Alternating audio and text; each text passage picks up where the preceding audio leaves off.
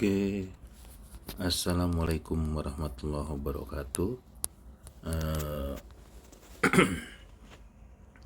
saya akan menjelaskan tentang eh,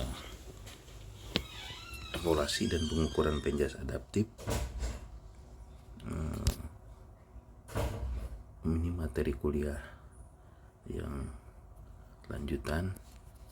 Sebelumnya ada satu kalimat yang bagus menurut saya dari Pak Soekarno, belajar tanpa berpikir itu tidaklah berguna, tapi berpikir tanpa belajar itu sangatlah berbahaya ya.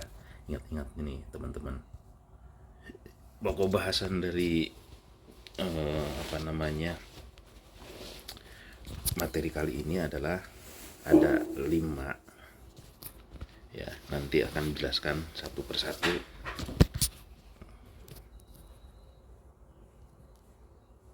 Ini yang bagian pertama, pentingnya pengukuran dan evaluasi. Kenapa pengukuran dan evaluasi itu penting? Karena ada beberapa hal yang harus dilakukan untuk pengukuran dan evaluasi itu yang pada akhirnya nanti bisa memberikan arahan kepada kita ya. Kenapa itu penting? Pertama, pentingnya pengukuran dan evaluasi itu untuk mengetahui ketercapaian tujuan ya. Tujuan apa? Tujuan untuk memonitor progres pembelajaran misalnya. Ini penting ya.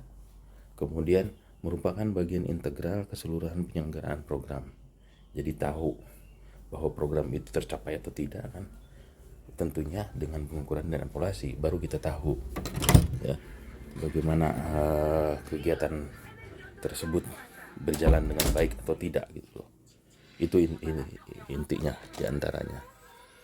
Selanjutnya merupakan bagian dari proses belajar mengajar ya. Belajar mengajar bisa tahu program itu tepat atau tidak ya harus dengan pengukuran dan evaluasi gitu ya. Kemudian evaluasi dilakukan menyesuaikan karakteristik kecatatannya apa. Maksudnya begini, ketika untuk mengukur, untuk mengevaluasi anak tunanetra tidak bisa menggunakan alat ukurnya, mengadakan evaluasinya dengan menggunakan penilaian untuk anak tunagrahita gitu misalnya ya. Jadi disesuaikan. Kemudian mendapatkan data yang akurat sehingga penilaian menjadi objektif. Ini penting ya. Data itu dari mana data itu diperoleh? Ya dari pengukuran dan evaluasi. Mampu memberikan informasi kelemahan-kelemahan peserta didik. Untuk apa? Karena dengan kelemahan-kelemahannya kita ketahui, maka untuk selanjutnya adalah diperbaiki ya. Untuk program misalnya ada kelemahan-kelemahannya seperti apa, kemudian diperbaiki untuk jauh lebih baik nantinya. Itulah pentingnya pengukuran dan evaluasi. Digunakan untuk merancang dan menyesuaikan program individual. Bisa juga pengukuran dan evaluasi ini digunakan untuk menyesuaikan program secara individual. Misalnya dari satu kelompok, misalnya taruhlah yang saya sering sampaikan, satu kelas itu ada 5 orang misalnya. Kalau kita mengajar di SLB gitu, 4 orang sudah berhasil, berarti ada 1 orang secara individu yang kurang berhasil, berarti dirancang lagi programnya untuk memberikan pembelajaran yang satu itu agar tuntas semuanya. Kalau di kelas inklusi misalnya di sekolah umum, berarti program apa yang dilakukan ini untuk individu yang satu misalnya, yang ada anak yang berkebutuhan khusus di kelas kita itu gitu. Itu maksudnya ya. Bagi anak termasuk usaha untuk menyempurnakan kekurangan anak, merupakan bagian tidak dipisahkan dari pengukuran evaluasi ya. Untuk melihat kekurangan atau kelemahan-kelemahan anak tersebut, tentunya nanti untuk diperbaiki bagaimana kedepannya gitu ya. Yang bagian kedua adalah hakikat tes pengukuran evaluasi penjas adaptif. Hakikatnya ya. Tes adalah suatu teknik pengumpulan data menggunakan peralatan spesifik. Ya, menggunakan alat yang kira-kiranya tentunya disesuaikan alat tersebut untuk tujuan tesnya apa gitu ya, agar bisa digunakan dengan baik gitu ya, sesuai dengan. Kemudian memerlukan prosedur tertentu itu tes itu ya, sehingga tidak salah langkah, sehingga hasilnya pun akurat gitu. Itu makanya perlu prosedur yang disusun untuk melakukan tes tersebut. Jenis-jenis tes, ada tes formal maupun tes non formal. Tes formal itu waktunya khusus ya, waktunya khusus ditentukan gitu. Kemudian prosedurnya standarnya apa? Oh, dia harus melakukan seperti ini, dia jam berapa mulai, kemudian akan berakhir sampai jam berapa, apa yang harus dilakukan gitu ya, peralatannya apa dan sebagainya. Tempat pelaksanaan standar ya, benar, pelaksanaannya sudah distandarkan di mana tempatnya. Kalau tes keterampilan praktek di lapangan ya di lapangan, berarti kalau tes tertulis berarti dilakukan di kelas ya di kelas gitu ya.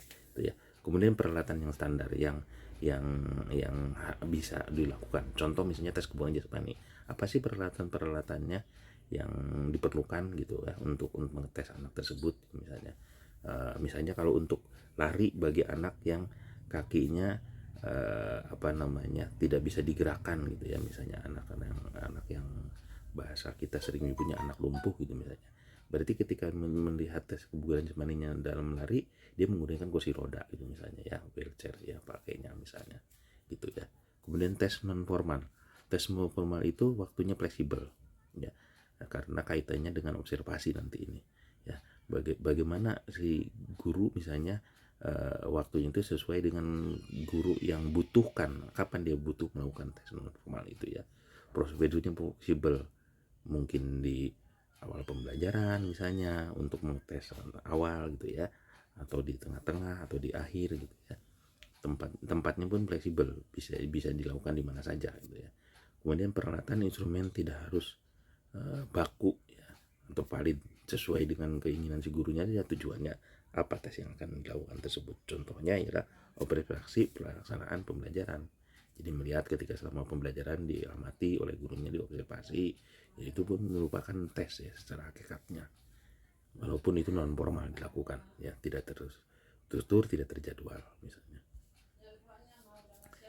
Pengukuran itu suatu teknik dalam proses penjaringan data atau hasil tes berupa simbol-simbol, misalnya berupa skor data kuantitatif ya. Contoh penskoran pada tes kebugaran.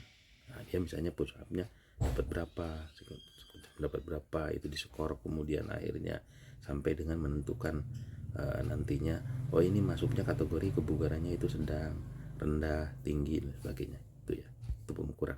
Evaluasi adalah pemanfaatan hasil pengukuran dari skor-skor tadi itu misalnya ya, telah dilakukan dengan maksud dan kepentingan tertentu. Untuk kepentingan untuk apa?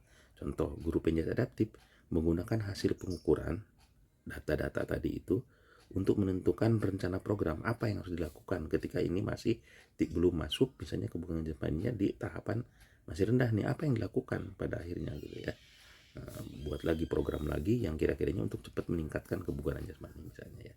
Kemudian guru pendidikan jasmani umum menggunakan pengukuran untuk menentukan prestasi siswa ya dalam evaluasi tersebut gitu ya. Setelah diukur, oh ini anak ini layak untuk mendapatkan nilai seperti ini gitu ya. Oh ini layak untuk punya prestasi di peringkat terbaik misalnya di kelasnya dan sebagainya, itu maksudnya ya. Kemudian merupakan suatu proses yang menggunakan hasil pengukuran sebagai alat pembanding dengan standar yang ada dalam upaya pengambilan keputusan yang tepat dan rasional. Jadi evaluasi itu adalah data-data tadi misalnya dari hasil pengukuran untuk membandingkan kira-kira ini anak posisinya bisa ditempatkan di mana gitu ya. Nah, tentunya rasional karena memang berdasarkan pengukuran yang valid, reliable misalnya ya pengukurannya. Waktu yang tepat untuk melakukan evaluasi, kapan sih waktu yang tepat untuk melakukan evaluasi itu? Untuk mengevaluasi kemajuan siswa ya, prestasi siswa, waktu yang paling tepat dalam melakukan evaluasi adalah pasca ujian sumatif. Setelah hasil ujian sumatif itu terkumpul data-datanya, disitulah kita mengevaluasi gitu ya. Setelah ujian sumatif berdasarkan hasil pengukuran, semua siswa baru akan dibandingkan kemajuan siswa berdasarkan rata-rata perolehan kelompok ya. Makanya kalau teman-teman melihat misalnya di nilai raport itu ada rata-rata kelas di situ, itu kan setelah kegiatan tes sumatif kan baru kita tahu data-datanya, baru kita rata-ratakan bagaimana perolehan kelasnya gitu ya, untuk membandingkan siswa ini bagaimana dilihat dari rata-rata kelas gitu ya. Misalnya penilaian adalah proses penafsiran hasil-hasil pengukuran untuk membuat suatu keputusan ya. Penilaian pada pendidikan jasmani adaptif pada umumnya bersifat formatif, menggunakan hasil pengukuran sebagai alat pengambil keputusan untuk memodifikasi program. Ya, ini berhasil apa tidak dengan program yang kemarin itu. Oh ternyata setelah dalam penilaian, wah ini kurang gitu, berarti harus program yang lain lagi, dimodifikasi program tersebut untuk menyesuaikan ke si siswa tersebut agar bisa tuntas pembelajarannya. Umumnya menggunakan acuan kriterianya sudah ditentukan. Oh ini kira-kira ternyata tidak tercapai sesuai dengan kriteria, berarti perlu dimodifikasi itu ya. Apa yang dilakukan program tersebut dimodifikasi. Tujuan evaluasi dan penilaian penjelasan adaptif. Tujuannya apa sih evaluasi dan penilaian penjelasan adaptif itu? Ya, ada 4 hal. Nanti kita bahas satu persatu ya. Tujuannya klarifikasi atau pengelompokan, kemudian diagnosa, prediksi, kemudian mengukur kemajuan atau prestasi siswa. Ya, paling tidak 4 itu yang utama ya dalam tujuan evaluasi dan penilaian penjelasan adaptif. Bagian yang pertama, klasifikasi atau pengelompokan. Menentukan seorang siswa apakah digabung atau dipisahkan dalam kelas yang berbeda. Ya, jadi ini ternyata setelah dievaluasi itu penilaian, kemudian wah ini harus dikelompokkan. Ternyata dia kategorinya tidak bisa nih di sekolah umum misalnya. Ini harusnya di SLB bagian C misalnya tunagrahita karena kemampuan berpikirnya di bawah rata-rata gitu. Nah, itu maksudnya ya. Penilaian berdasarkan acuan kriteria lebih tepat dijadikan sebagai dasar pengklasifikasian siswa ya.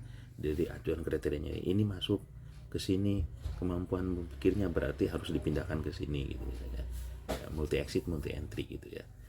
Jadinya gitu, anak ini bisa ditempatkan di mana gitu ya. Acuannya dulu dilihat, contoh misalnya saya gambarkan lebih sederhana lagi. Ketika orang kriteria sudah ditentukan, misalnya orang mau menjadi prajurit misalnya, mau menjadi prajurit TNI gitu misalnya, laki-laki tingginya minimal 165. Nah kalau di bawah 165 tidak sesuai dengan kriteria, berarti dia tidak bisa diklasifikasikan untuk lanjut gitu misalnya. Nah, ya. Kemudian penilaian berdasarkan acuan norma lebih tepat dijadikan sebagai dasar penempatan siswa dalam suatu kelompok ya. Acuan norma, oh ini kelompoknya berarti kalau norma dengan menggunakan acuan norma itu, oh dia ternyata kelompok yang tidak bisa lanjut nih. Kenapa? Karena tingginya di bawah 165. Berarti ini tidak sesuai dengan norma yang ditentukan gitu ya. Acuan normanya sudah ada di sana. Jadi dikelompokkanlah yang tidak berhasil. Ini dikelompokkanlah yang berhasil gitu misalnya. Yang kedua adalah diagnosis. Diagnosis mengidentifikasi kelemahan-kelemahan siswa baik kelas reguler maupun kelas khusus. Itu intinya dari diagnosis itu diantaranya. Kemudian merupakan persoalan inti dalam mendesain program individu. Ya, itu juga dari hasil diagnosa. Setelah didiagnosa ternyata ini ada individu yang mengalami keterlambatan, berarti dia diberikanlah program individu ya untuk agar dia tuntas dalam belajarnya. Mengenal dan mengetahui kemampuan siswa, tentunya dengan didiagnosis itu kita tahu bahwa kemampuan siswa itu sampai tahapan mana gitu ya. Kemudian mengarahkan pada jenis-jenis aktivitas fisik yang sesuai. Oh ini nggak bisa nih jenis aktivitas seperti apa, itu hasil dari diagnosa. Misalnya mohon maaf, ada anak yang tunadaksa misalnya dia tidak memiliki tangan dua-duanya gitu ya, kanan kiri tidak ada tangannya gitu. Ketika pembelajaran itu passing bawah gitu, bola voli gitu misalnya, kan nggak mungkin karena dia tidak memiliki tangan dua-duanya ya. Terus aktivitas fisik apa yang bisa dilakukan? Oh ternyata bisa juga tetap passing bawah bola voli, tapi dia tidak menggunakan tangan, menggunakannya kepala misalnya gitu ya. Kemudian memberikan penekanan khusus pada aktivitas fisik tertentu dalam pembelajaran. Bisa jadi kalau memang sulit dilakukan, tidak bisa dengan program yang umum, yang misalnya di sekolah inklusi, sekolah yang terdapat anak-anak yang berkebutuhan khusus di sekolah umum gitu, berarti ini tidak bisa nih diarahkan ke aktivitas yang lain yang kira-kiranya untuk meningkatkan kebutuhan jasmani. Itu yang paling penting ya. Prediksi ya, bagian yang ketiga ada prediksi memperkirakan pencapaian prestasi dan kemajuan siswa dalam periode tertentu ya. Misalnya memprediksi nih, oh kayaknya anak-anak ini sudah bisa deh, sudah tuntas, ini sepertinya prediksi kita misalnya sebagai guru. Oh ternyata setelah hasil tes, oh ternyata kurang, berarti program yang dirubah gitu ya. Ini prediksi ya. Dalam memprediksi ketercapaian tujuan pembelajaran sebaiknya menggunakan standar penilaian acuan kriteria. Jadi kriterianya sudah tentukan dulu mengapa kita bisa memprediksi bahwa anak ini bisa tuntas atau tidak gitu ya. Penilaian acuan normal untuk memprediksi ketercapaian yang lebih luas, misalnya hasil lomba di lingkungan tertentu. Dari ini juga bisa digunakan. Dari hasil lomba itu ini anak sepertinya kebugaran jasmaninya sudah meningkat nih secara prediksi gitu ya. Karena ketika main dia beda gitu loh, semangatnya juga sudah meningkat gitu. Biasanya tidak mampu bertahan di 2 kali 45 menit misalnya, kalau di sepak bola ini kok masih punya tenaga, berarti diprediksikan anak ini kebugaran jasmaninya sudah meningkat gitu misalnya. Mengukur kemajuan siswa, prestasi siswa tadi ya, yang keempatnya menentukan apakah tujuan tercapai atau tidak gitu ya. Intinya dari tujuan dari evaluasi itu. Kemudian apakah ada perubahan-perubahan ya, prestasi siswa setelah tes akhir dibandingkan dengan sebelumnya, tes awalnya gitu. Ini kebugarannya bagus nggak, meningkat nggak ya. Makanya kenapa diharapkan tes awal itu tes kebugaran gitu loh ya. Untuk apa? Untuk bisa kita memprediksi, untuk kita bisa mengukur gitu ya. Kira-kira setelah belajar dengan kita di akhir itu diadakan tes kebugaran jasmani lagi, apakah meningkat atau tidak kebugaran jasmaninya gitu ya. Kriteria yang digunakan bergantung pada proses yang dilakukan, yaitu evaluasi atau penilaian gitu ya. Tergantung dari apa yang kita akan lakukan gitu ya. Perencanaan program. Nah, setelah tadi 4 tahapan utama tadi itu, yang klasifikasi, kemudian diagnostik ya, kemudian penilaian prestasi ya. Nah, kemudian perencanaan program. Perencanaan program dibuat secara sistematis dan akurat tentunya, agar program tersebut bisa dilakukan, bisa dijalankan dengan baik.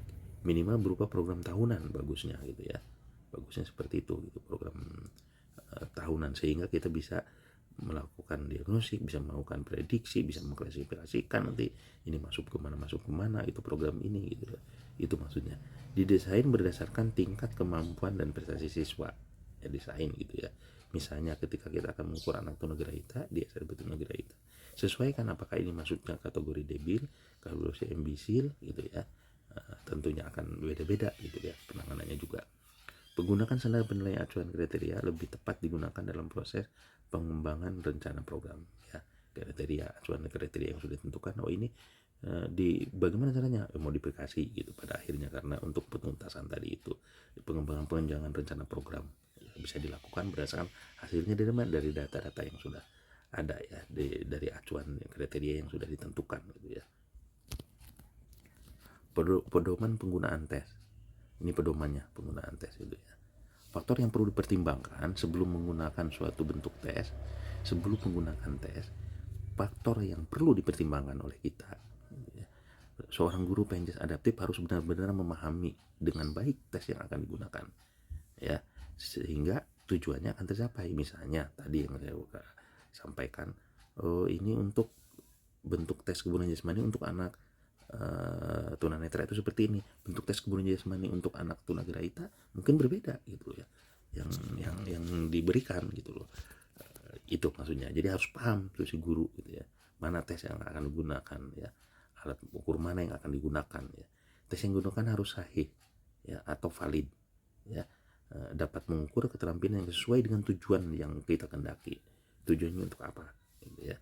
Jadi yang valid, yang bisa digunakan ya. Kemudian reliable, tes digunakan harus terandal ya, memberikan hasil yang konsisten. Jangan diterapkan di anak ini berbeda dengan di anak ini, nggak bisa gitu ya, harus jelas ya, harus reliable ya. Selain valid harus reliable juga gitu ya. Guru PNJS adaptif selalu mengupdate jenis tes yang sesuai dengan karakteristik siswa. Jadi selalu kita buka lagi gitu ya. Kita update diri kita sebagai guru PNJS adaptif gitu, untuk agar betul-betul tes yang terbaru itu yang mana, yang valid dan reliable, yang lebih bagus gitu, yang akan kita gunakan untuk kemajuan siswa kita gitu ya. Suatu tes yang digunakan keperluan diagnostik ya, yang tadi sudah dijelaskan, diagnostik sebaiknya merupakan gabungan dari beberapa jenis tes yang relevan, yang menyambung ya, yang konsisten pada akhirnya. Nah, pengamatan guru kelas lain wawancara orang tua itu juga diperlukan. Jadi tes bukan hanya dari diri kita doang. Ketika untuk benar-benar hasil yang paling reliable, bisa juga pengamatan guru kelas yang lain juga bisa dijadikan acuan masukan bagi kita, termasuk wawancara dengan orang tuanya. Bagaimana kemajuan dia belajarnya setelah belajar dengan kita gitu ya. Pertimbangan harga dan biaya tes yang dilakukan harus efisien gitu ya. Kalau apalagi kita keterbatasan dana misalnya di sekolah tersebut ya. Tes yang digunakan harus objektif, bagusnya harus lebih dari satu orang ya, untuk keobjektifan tadi itu minimalnya ada pembanding gitu bagaimana penilaian kita. Kadang-kadang kan kita subjektif gitu ya, tapi untuk objektif bagusnya ada pembanding, ada yang pengetes yang berikutnya juga gitu ya. Melakukan beberapa kali tes pada anak yang memiliki keterbatasannya serius atau kecacatannya serius agar hasilnya benar-benar sahih. Siapa tahu anak ini sedang mengalami kendala gitu ya dengan tes tersebut, jadi harus dites ulang lagi apakah ternyata memang bentuk tesnya udah bener gitu loh, cuman memang anaknya yang tidak memiliki kemampuan. Tapi bisa jadi ada anak yang memang tidak in dengan alat tes tersebut sehingga akhirnya perlu dites ya, istilahnya dites ulang lagi. Oh iya cocok. Makanya ini sebetulnya bukan hanya di anak berkebutuhan khusus ya, di sekolah-sekolah normal juga ketika ingin menghasilkan sesuatu yang baik, misalnya contoh kalau di kejuaraan lompat jauh misalnya, kenapa harus 3 kali dia melakukan lompatan kemudian diambil yang terbaik, itu untuk melihat gitu ya, melihat keajegan dia sebetulnya performanya di mana gitu, tingkat keberhasilannya di mana gitu ya, itu maksudnya ya. Kemudian membangun kepercayaan antar pengetes ya, baik kita sebagai pengetes maupun si siswa yang dites kita ya, bahwa percaya bahwa memang kita itu memiliki kemampuan untuk mengetes gitu ya, sehingga si testi yang mau kita tes itu mengikuti alur yang kita lakukan karena dia percaya dengan apa yang akan kita lakukan. Dan standar alat-alat ukurnya pun sudah kita persiapkan sesuai dengan yang diadakan. Di antaranya kepercayaan itu dari situ gitu ya, dibangun testi itu ketika melihat kita betul-betul sudah siap melakukan pengetesan gitu ya. Kemudian jenis-jenis tes untuk anak yang berkebutuhan khusus atau untuk anak disabilitas ya. Ini jenis-jenis tesnya banyak sekali ya, jenis tesnya disesuaikan dengan keadaan anaknya. Misalnya yang bagian paling kiri ini yang biru, Holy Spirit School of Physical Education, University of Connecticut ya, Connecticut ya.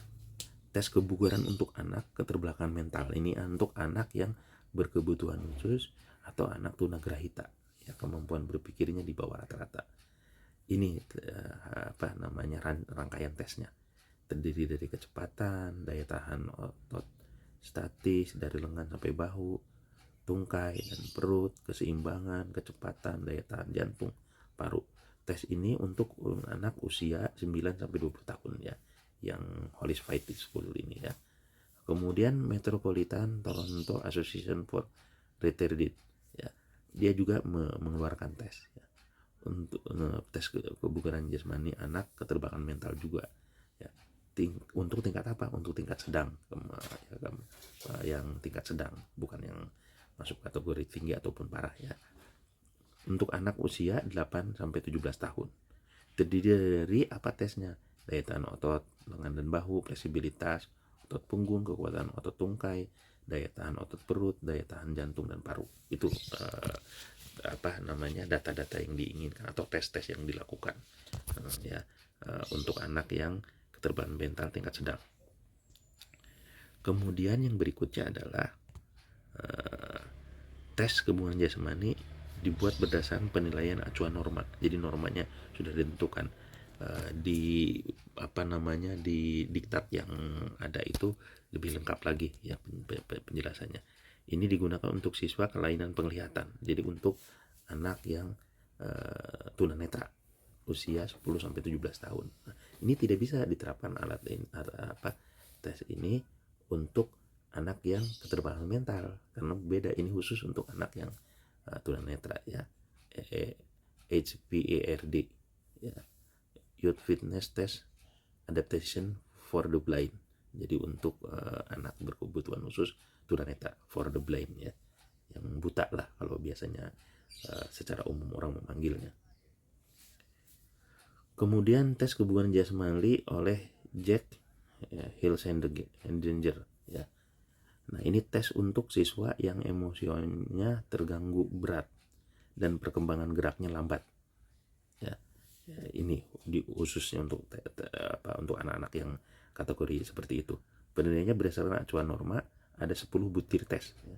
Berjalan, melompat, meloncat-loncat, menangkap, melempar, menyepak, keseimbangan, duduk, ya, baring duduk, lari cepat, 272 meter kalau dimeterkan, atau 300 yard ya. Kemudian ada lagi HPARD, Physical Education and Recreation for Visually Handicapped, tes khusus untuk anak yang terganggu penglihatannya.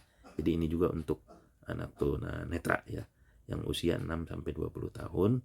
Komponen tesnya kekuatan lengan dan bahu, daya tahan perut, kelincahan, kecepatan, kekuatan tungkai, dan daya tahan jantung paru gitu ya. Ini untuk anak tunanetra. Nah, kemudian ada juga tes untuk keterlibatan mental. Ternyata HPARD juga mengeluarkan tes untuk anak yang keterbelakangan mental juga ringan, yang ringan ya, keterbelakangan mentalnya usia 8-18 tahun. Komponen tesnya daya tahan bahu, kemudian daya tahan perut, kekuatan tungkai, kelincahan, kekuatan lengan, kekuatan bahu, kecepatan, koordinasi, daya tahan jantung dan paru. Itu yang dilakukan tes kebugaran jasmaninya. Kemudian selain tes kebugaran jasmani, bisa juga melakukan tes keterampilan gerak.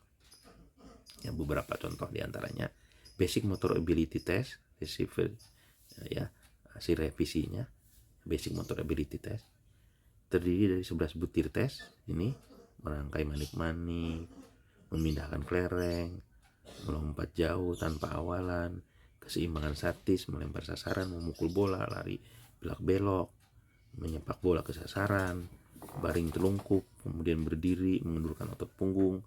Nah, tes ini dibutuhkan waktu sekitar 20 menit tiap orang, sehingga kadang-kadang dianggap ini tidak efisien gitu ya, karena kelamaan satu anak aja 20 menit gitu ya.